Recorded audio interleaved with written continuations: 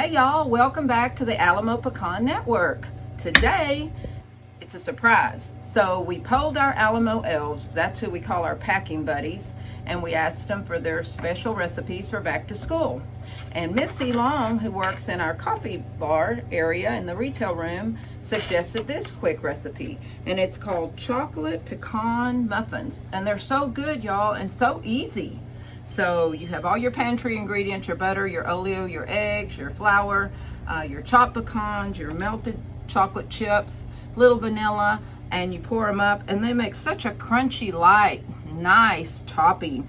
Don't even have to frost them. The kids are gonna love these. So get ready for back to school with Alamo Pecan and Coffee. Order today. Visit us at alamopecan.com. Downtown San Saba, pecan capital of the world.